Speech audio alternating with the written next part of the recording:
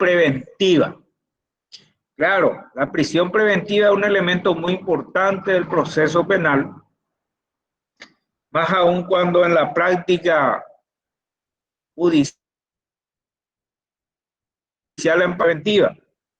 Y nuestra Constitución regula esta institución y establece dos características de la prisión preventiva en el artículo 19 de la Constitución. Primero, el carácter de excepcionalidad.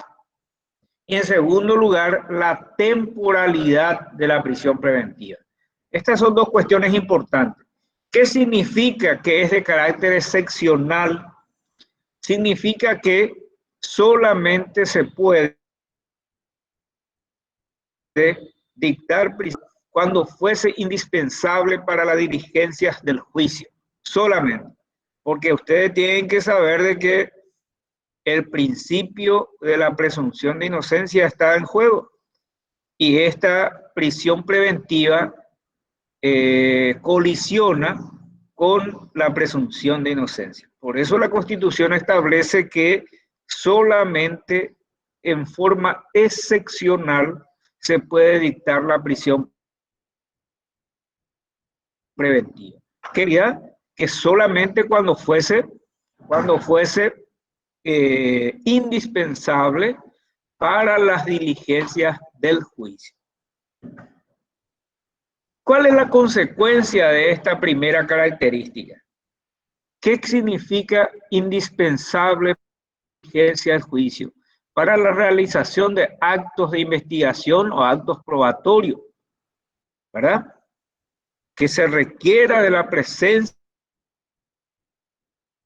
en prisión en la investigación. La consecuencia de este carácter excepcional, en primer lugar, es que la prisión preventiva solamente debe requerir el órgano encargado de la realización de las diligencias. El órgano encargado, que es el Ministerio Público. En segundo lugar, el juez no puede dictar oficiosamente la prisión preventiva, porque no es el que tiene que llevar a cabo las diligencias. En tercer lugar, el Ministerio Público, al requerir la prisión preventiva, tiene que justificar cuáles son las diligencias que necesitaría realizar para justificar esa prisión preventiva. Y en cuarto lugar, una vez que se realiza todas esas diligencias que justificaron la prisión preventiva, se tiene que proceder al levantamiento de la prisión preventiva. Estas son las consecuencias teóricas. Ustedes me van a decir, pero la práctica no es así. Pero yo le digo, nosotros enseñamos el deber ser. El derecho es eso. Que ustedes respeten o no el derecho ya es otra cuestión. Pero vean que estas consecuencias son coherentes con el carácter excepcional de la prisión preventiva conforme a la Constitución Nacional.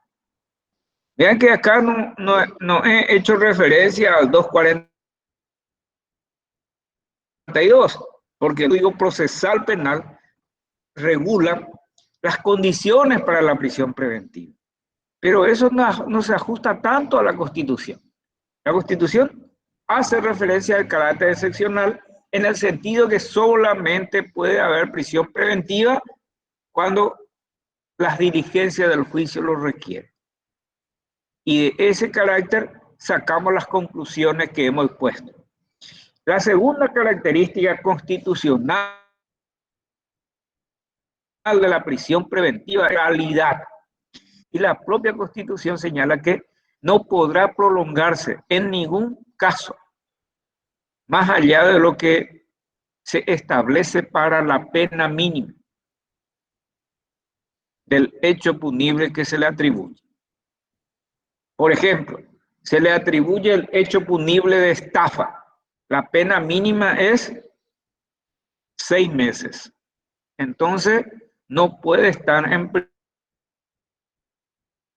institución más de 6 meses. Eso es lo que establece. Y se plantea en lo que se llama en la práctica compurgamiento de la pena mínima. Ya compurgó la pena mínima. en prisión preventiva, siendo siendo presunto inocente. Eso es importante señalar. Entonces, dos características de la prisión preventiva que quiero que recuerden. Artículo 19. Uno, carácter excepcional. ¿Qué significa y qué consecuencia implica el carácter excepcional? Y en segundo, temporalidad. La temporalidad de la prisión preventiva, que los términos de la Constitución es la pena mínima. Después, la ley procesal penal amplía otros límites temporales. Dice, por ejemplo, que no podrá durar más allá de 2 años.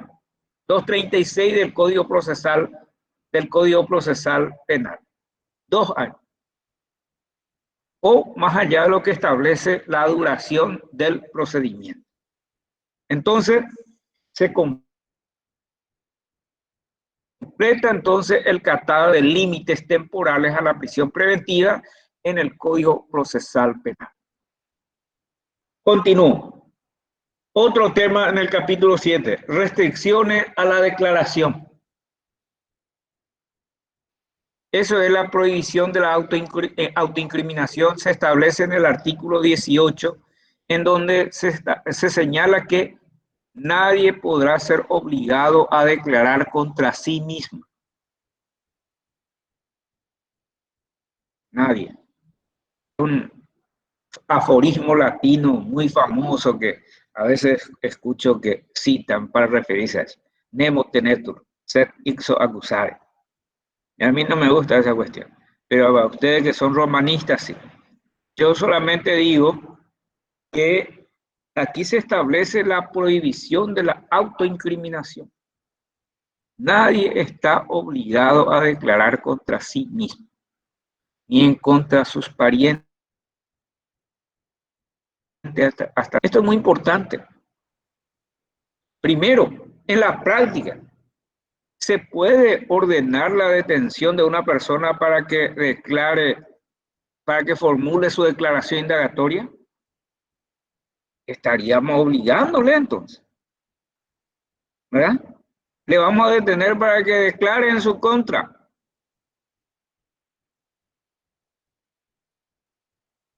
Y si declara a su favor, en definitiva, no se justifica detener a una persona para formular su indagatoria, porque no está obligado a declarar, ¿verdad? Otra cuestión, lo que pueda decir en su declaración no tiene ningún efecto. ¿Por qué? Porque el que tiene que destruir su estado de inocencia es el acusador. Por lo tanto, como ustedes van a encontrar en el texto, el acusado tiene derecho a la mentira. Puede decir cualquier cosa. No puede haber consecuencia. Claro que si quiere declarar, lo puede hacer, pero nadie está obligado a declarar en contra de su voluntad, en su perjuicio, ni a un familiar cercano a los términos de la Constitución, artículo 18. Por eso, esto se traduce también en esta cuestión de extracción de fluido de sangre, el famoso alcotés. Eso sería una forma de declarar contra sí mismo. Es decir, yo estoy con agua bendita encima y me dice el agente de policía, usted aspire esto o lo que sea, sople. ¿Y por qué? ¿Quiere que yo declare en mi contra? ¿Se dan cuenta? La importancia de este artículo 18 de la... Por eso yo quiero señalar, no es la simple lectura de la Constitución, sino los problemas prácticos que pueden generar esa normativa constitucional. Vean, si yo, por ejemplo, le digo, el artículo 18 dice tal cosa, y ustedes se aprenden de memoria lo que dice el artículo 18, pero después le planteo, y por ejemplo, extracción de sangre, viola o no el artículo 18. Alcotés, viola o no el artículo 18. Bien, y efectivamente sí, efectivamente sí. Bueno, esa es la importancia. Y además, una práctica cotidiana, se le detiene a la persona para declarar. ¿Para qué? Si no está obligado.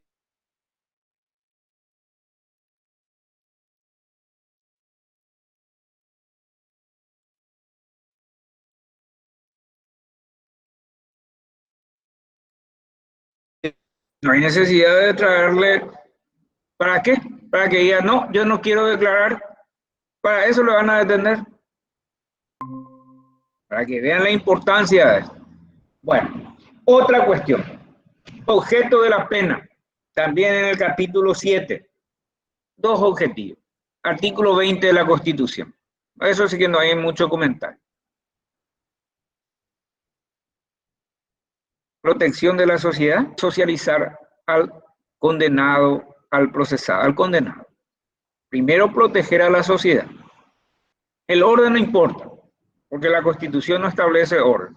Protección a la sociedad y resocialización de la persona condenada. O sea que no solamente castigar por castigar, no solamente por proteger, sino también la pena tiene que cumplir conforme con nuestra Constitución la de darle oportunidad al condenado de que pueda volver a vivir en sociedad sin ningún problema. Claro que en la práctica eso es prácticamente imposible por nuestro sistema carcelario, no nos engañemos, pero la Constitución establece como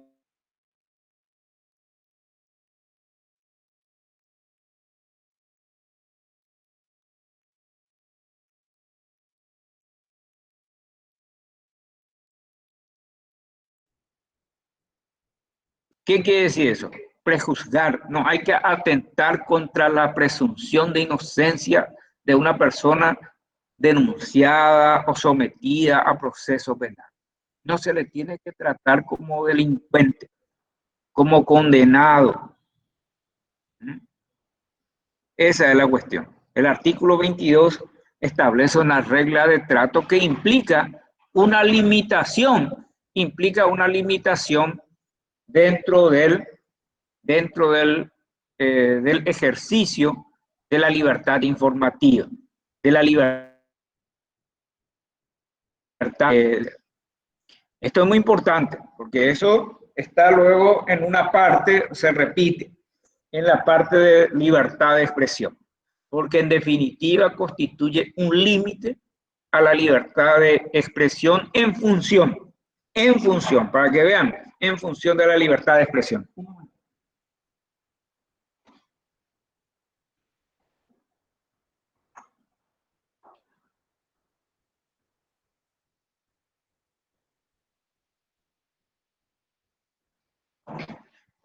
Entonces, el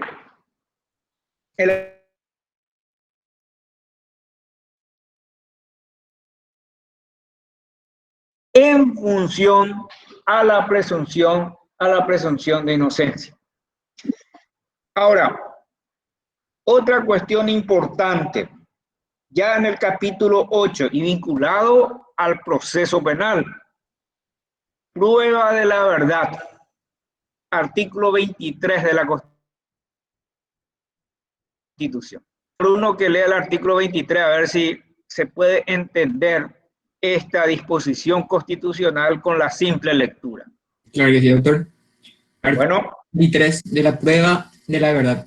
La prueba de la verdad y de la notoriedad no serán admisibles en los procesos que se promoviesen con motivo de publicación de cualquier carácter que afecten al honor, a la reputación o a la dignidad de las personas, y que se refieran a ellos y que se refieran a delitos de acción penal privada o privadas que esta Constitución o la ley declaran exentas de autoridad pública. bueno, ese es un conflicto es una regla para solucionar un conflicto entre la libertad de expresión y el honor o la reputación de una persona.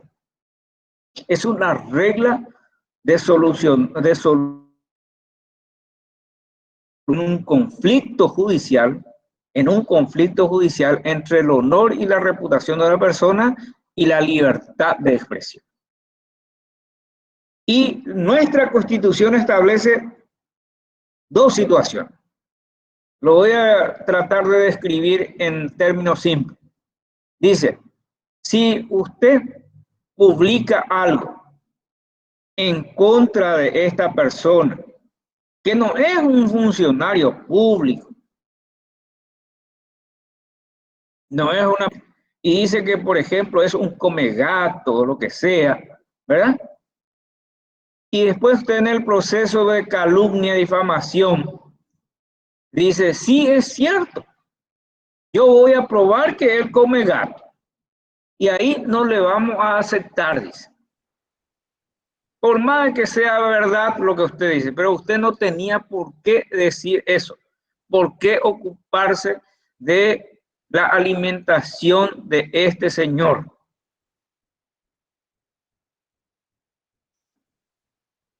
Por eso dice, no será admisible la prueba de la verdad. Vean, salvo dice, vean, esa es la segunda regla, salvo que se trate de censura a la conducta de quién. La conducta pública de los funcionarios del Estado. Y en lo más... De los funcionarios del Estado. Yo digo, por ejemplo, este funcionario cometió acto de corrupción, este funcionario es un inmoral o lo que sea, es un jugador de naipe, etc. Ahí el funcionario público me va a, supongamos, me va a querellar por calumnia, por difamación, por injuria. Y ahí en el proceso penal, ahí yo dice, sí es cierto, he dicho, y voy a probar, ahí sí me van a admitir. Y si llego a probar que es cierto, entonces me tienen que absolver. Esa es la regla que establece el artículo 23. Por eso dice exceptio veritatis, excepción de verdad. O sea que como si, es decir, el procesado se tiene que defender diciendo es verdad lo que dice. Esta es una regla que muy poco se usa en Paraguay, contradictorio al principio acusatorio. Si a mí me acusan, ¿por qué yo tengo que demostrar que es cierto o no es cierto lo que dije? Porque hay otras reglas también de solución de este conflicto. Atienda muy bien. La regla establecida en la Constitución es la exceptio veritatis, excepción de verdad, que tiene su problema. ¿Por qué? Porque afecta el principio acusatorio. Porque yo procesado tengo que demostrar que es verdad lo que dije. Pero hay una doctrina que soluciona este conflicto y que es una doctrina que tiene mucho seguimiento, que se llama la doctrina de la real malicia, que es una doctrina que se incorpora ya por 1966 en un célebre caso norteamericano, que es el caso Sullivan. ¿Por qué? Porque el comisario Sullivan, que fue objeto de una difusión periodística por el New York Times, se sintió agraviado por los términos de esa publicación, entonces demanda a New York Times, ¿verdad? Y ahí la Corte norteamericana dice, no, para que el órgano periodístico sea responsable, se tiene que probar que se publicó esa información a sabienda que no era verdad, a sabienda que no era verdad, y con la intención de perjudicar la imagen de este señor. Vean, a sabienda de la falsedad y con la clara finalidad de perjudicar su imagen. Si el acusador, el afectado por la información, no llega a probar que este señor y que a sabienda que es verdad publica, entonces no se le va a condenar a ese medio periodístico o a ese periodista. Eso es lo que se llama doctrina de la real malicia. A sabienda de que no es verdad, publica ¿para qué? Para perjudicar la imagen de esta persona. Esto es muy importante. Y en la doctrina de la real malicia. También hay otro criterio, que es el principio o el criterio de la ponderación de bienes, que se incorpora a partir de un precedente importante de la Corte Europea de Derechos Humanos, que es el principio de ponderación de bienes. La Corte Europea dice, hay que ponderar en un caso, ¿cuál es más importante? La información o el honor de las personas. Y si la información es importante para que la ciudadanía tome decisiones, por ejemplo, cuando se censura la conducta de un funcionario, entonces tiene que primar el derecho a la información, por más que sea inexacta, en contraposición al honor de las personas. Y esto es muy importante. 3 criterios de solución. En Paraguay, la Constitución establece en el 23 un criterio que no tiene mucho seguimiento por el cuestionamiento que se le puede hacer en función al principio acusatorio. Después, título 8, prueba de la verdad, ¿verdad? Está en el capítulo 8 ya. También en el capítulo 8 pide, porque se vincula a restricción de la libertad de expresión, pide, por ejemplo, en la última parte pide la distinción entre propaganda política y propaganda electoral en los términos del Código Electoral.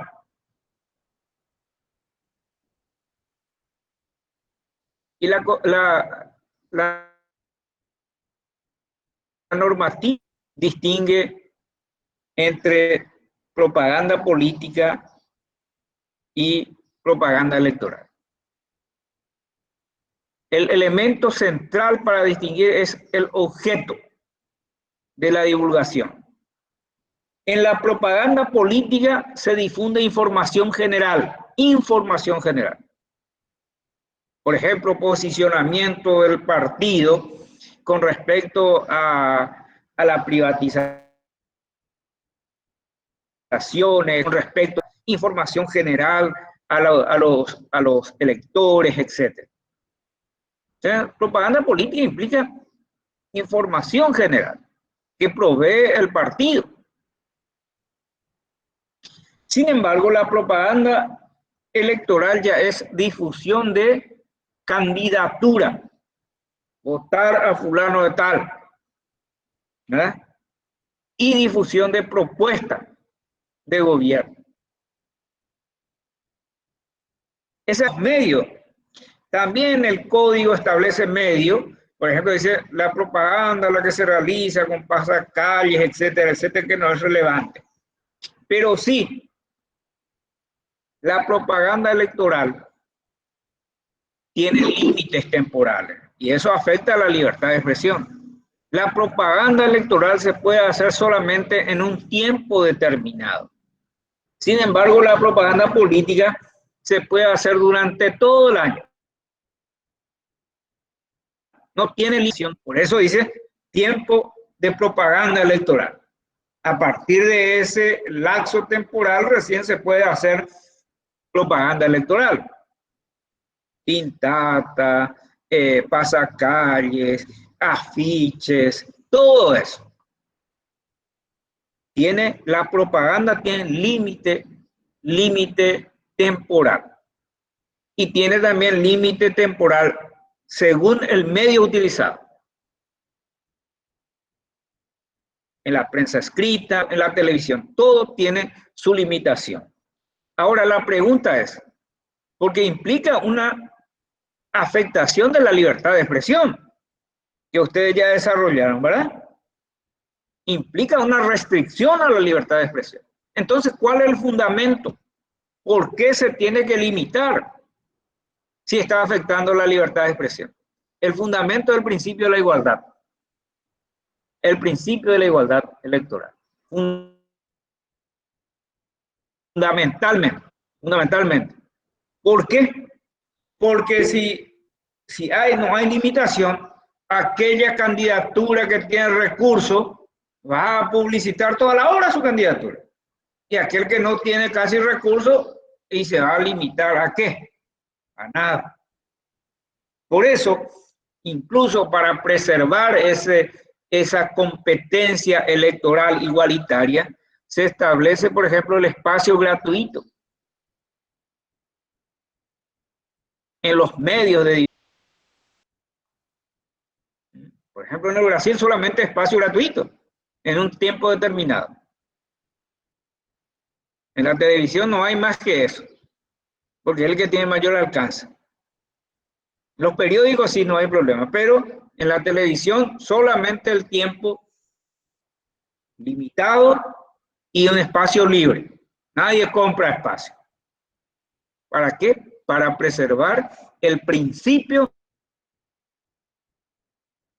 de la igualdad electoral. Por lo tanto, está regulado en el Código Electoral vigente la publicidad llamada o propaganda política y propaganda electoral. Diferencia en cuanto al objeto y fundamentalmente la limitación temporal de uno y el carácter ilimitado del otro, que se vincula al capítulo de la libertad de expresión. Con eso pasamos al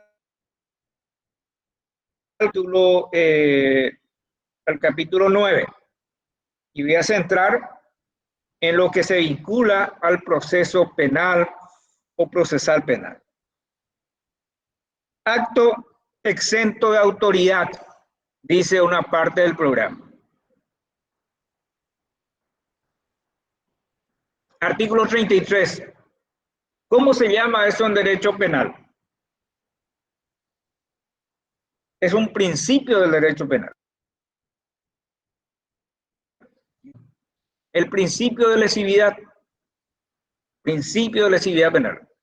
Una conducta no puede ser tipificada como un hecho punible si no afecta derechos de terceras personas. No lesiona derechos de tercera persona. Por eso hablamos de principio de lesividad. Y está consagrado en el artículo, decíamos, en el artículo 33 de la Constitución. Y recuerdan, digamos, ¿y por qué entonces no controlan en mi casa si yo le pongo azúcar a algo, si tengo diabetes, si le pongo sal, etcétera? Esas son conductas autorreferentes. O mi ejemplo era conducir sin licencia de conducir, ¿verdad? Esa es la importancia.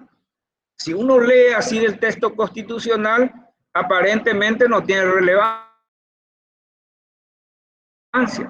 Está la conducta que no altera el orden público ni afecta derechos de terceras personas.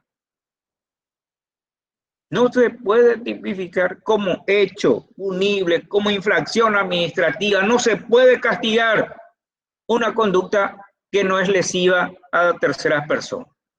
Esa es la relevancia de este artículo 33. Y hay muchas disposiciones administrativas que colisionan con este artículo 33, constitucional por consiguiente. El artículo 34, recinto privado, que también hace referencia al capítulo 9, el 34, recinto privado. Esta es una cláusula indeterminada. ¿Qué significa recinto privado? Y no hay una norma que me diga a mí, el recinto privado es esto. Porque no es igual a domicilio. En el texto constitucional argentino dice inviolable el domicilio. Domicilio es el lugar donde uno vive, donde fija residencia permanentemente. Pero ¿qué es el recinto privado? Y como no hay una norma legal que me defina qué se entiende por recinto privado, objeto de protección constitucional en el artículo 34, tengo que recurrir a la doctrina para ver cuáles son las características de un recinto privado. Y me dice, por ejemplo, Valle, que es un autor de Costa Rica, ¿por qué utilizo a un autor costarricense? Porque la Constitución de Costa Rica también utiliza la expresión recinto privado, no como la Argentina que hace referencia a domicilio. ¿Y qué dice la doctrina costarricense? Primera característica es la estructura del lugar. Tiene que ser un lugar desde afuera ver lo que hay adentro. ¿Por qué? Porque el recinto es privado, ámbito, lo que se protege el ámbito de privacidad. Claro, si es que es un lugar abierto que se puede ver desde afuera, no hay privacidad, que sería un ámbito pero no privado. Sería un recinto pero no privado, porque la estructura del lugar no favorece esa privacidad. Fundamental. Tiene que ser un espacio donde uno pueda realizar actividades íntimas.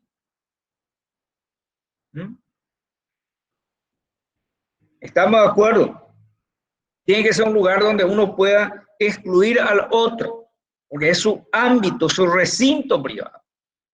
Y esto es importante, señor, porque en la práctica, en el proceso penal, a veces uno entró en un inmueble rural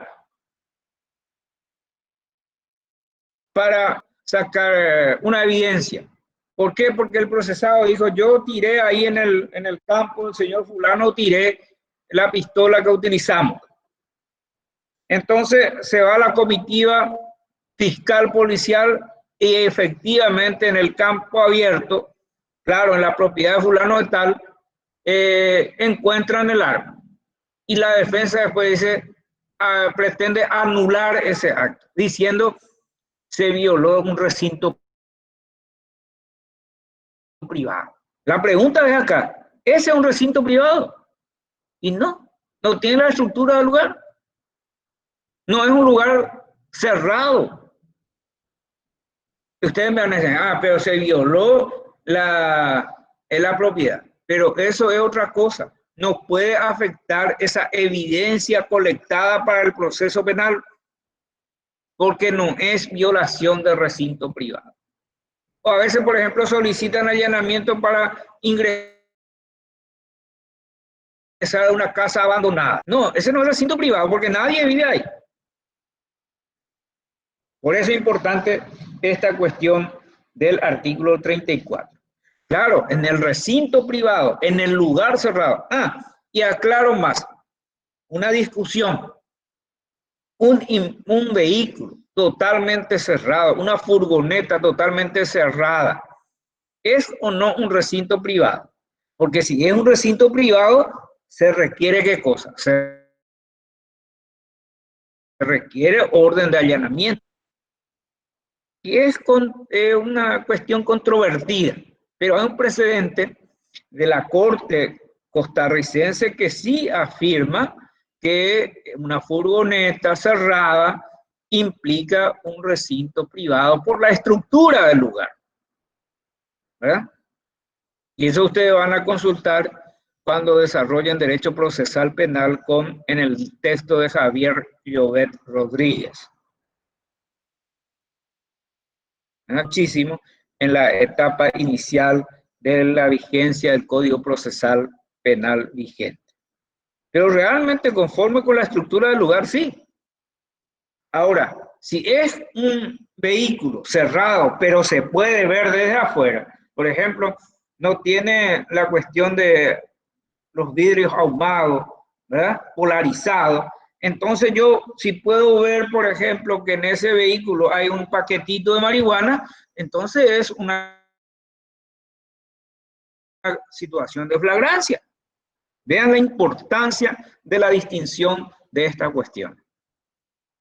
Ahora, también en este capítulo 9 hace referencia a patrimonio documental, que se protege, que no se puede interferir, está en el artículo 36. Pero para el proceso penal acá es muy importante algo, la posibilidad de la interferencia, de las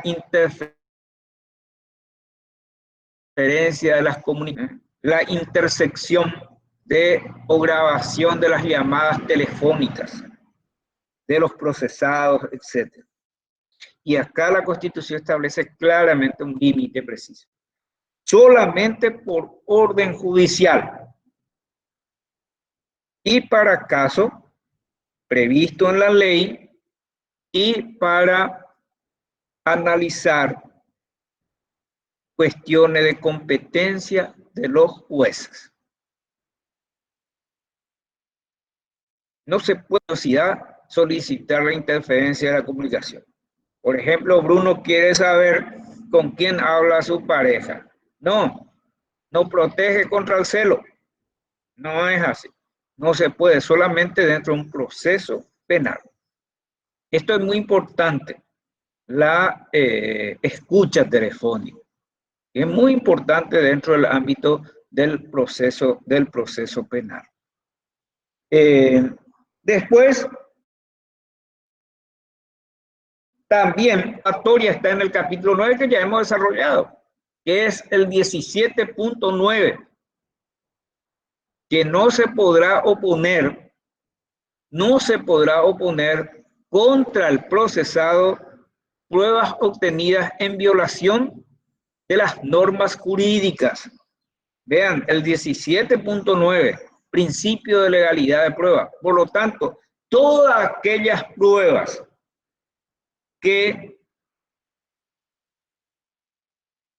señalamiento ilegal, escucha telefónica ilegal, que se obtuvieron en violación de las normas legales, se debe excluir.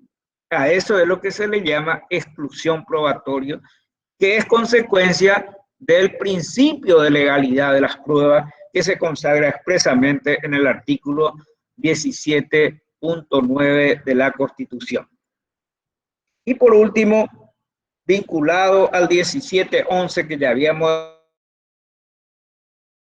desarrollado, pero mirando el programa aquí se vincula al artículo 39, el artículo 39 de la Constitución, que consagra sí el derecho a indemnización de toda persona que sufra algún daño por la actividad estatal.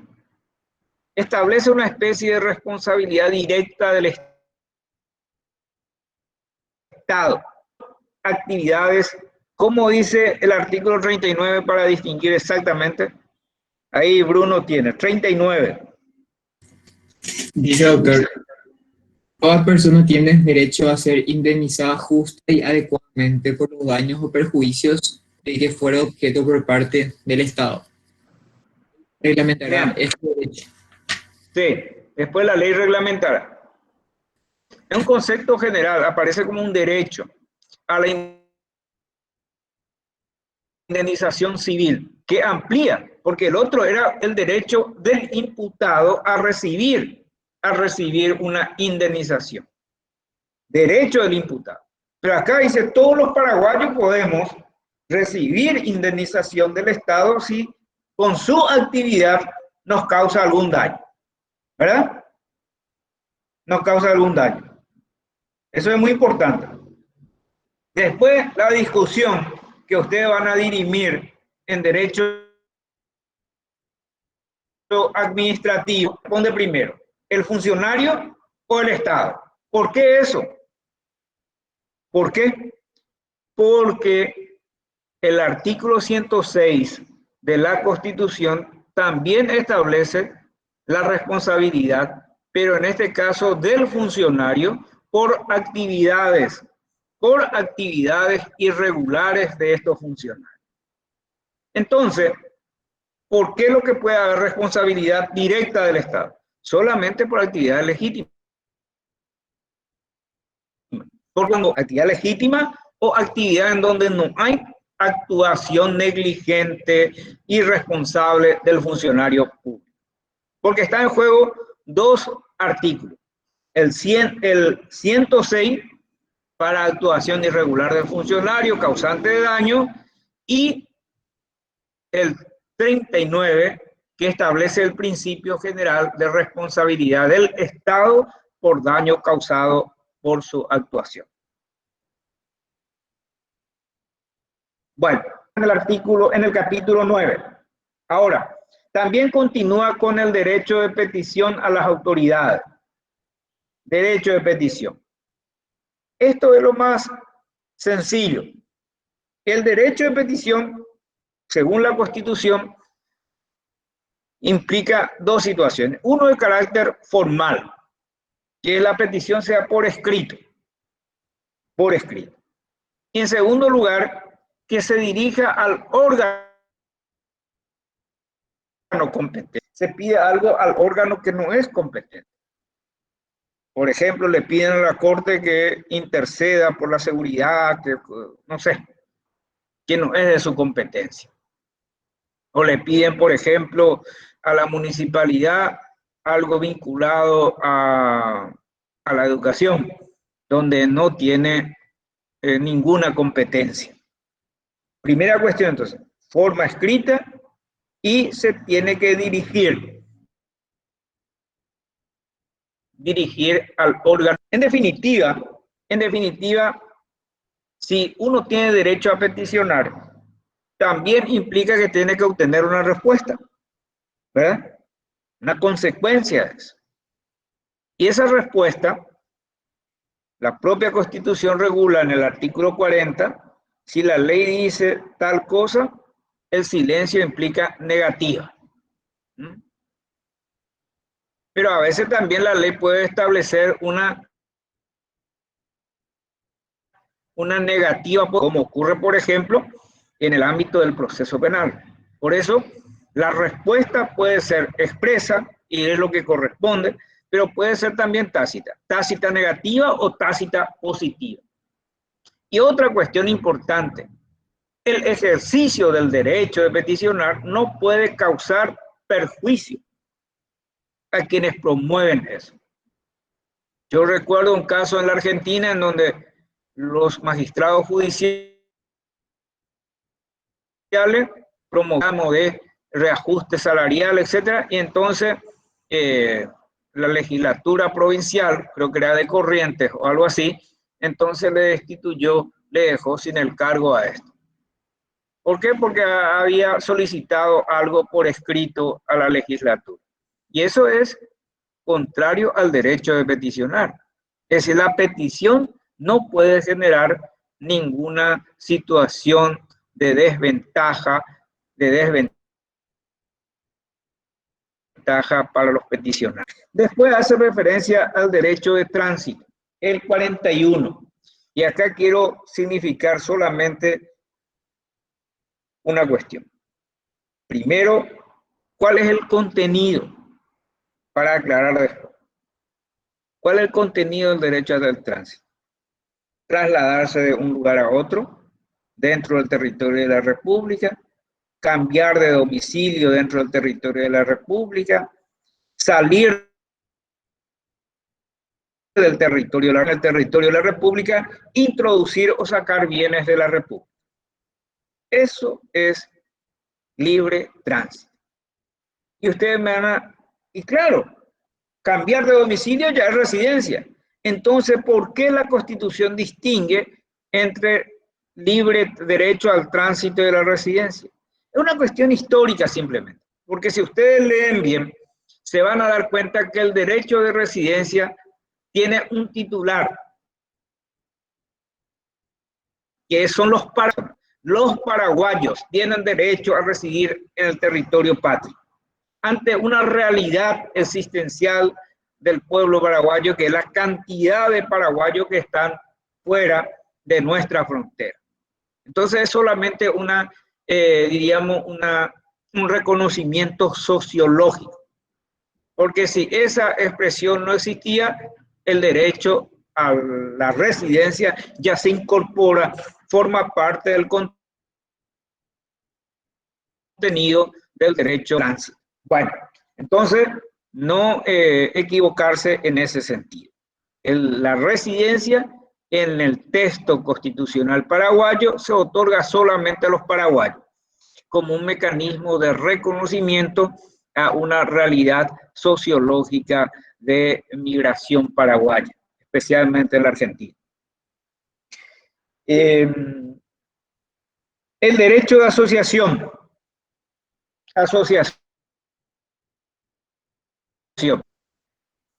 Porque la asociación es un mecanismo de participación política, económica, social. Generalmente el hombre participa en la sociedad a través de diferentes organizaciones, centro de estudiantes, sindicato tal, partido político tal. Por lo tanto, es un canal de participación muy importante.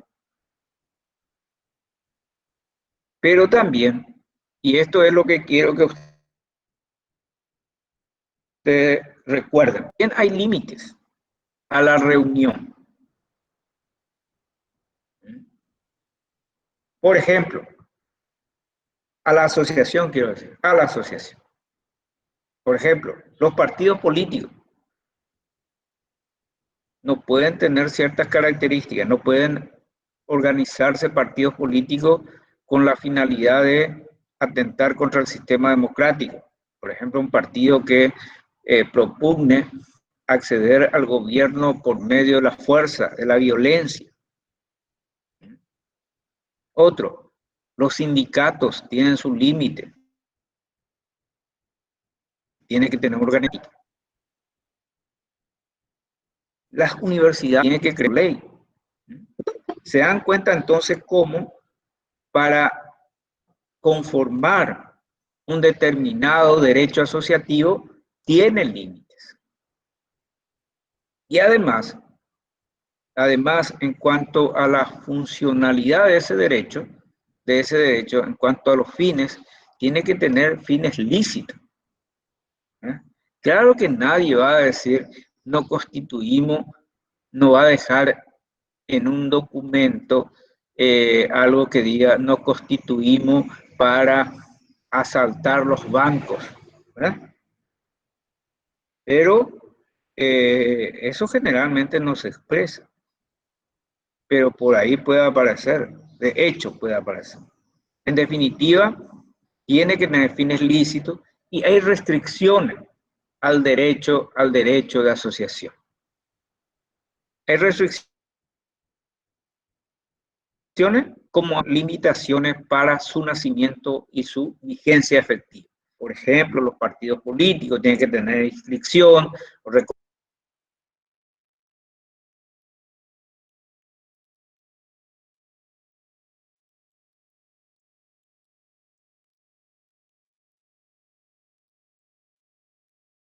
para la asociación. Y otra cosa importante, el derecho de asociar tiene un aspecto positivo, que es el derecho que la asociación. Y como también el derecho negativo de que nadie me puede obligar a ser parte de una asociación. Por eso yo siempre digo, y no tengo ningún temor para señalar esto, bueno, a esta altura temor no hay, pero ratifico mi posición de que eso que propugnan por ahí, de que la colegiación obligatoria, eso atenta contra, por más de que la Constitución diga que se va a regular, pero no se compadece con un derecho asociativo. ¿Cómo se entiende que sea derecho? de asociación y se obligue a la asociación. Es decir, es una contradicción que yo no sé cómo se puede salvar.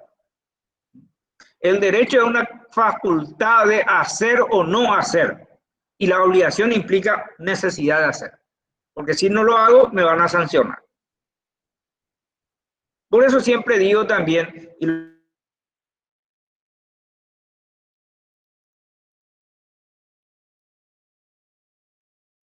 obligatorio. El texto no hace referencia a la obligación de sufragar, sino dice deber. Y el deber no es igual a obligación. El deber social de saludar, el deber religioso de ir a misa, comulgar, etc.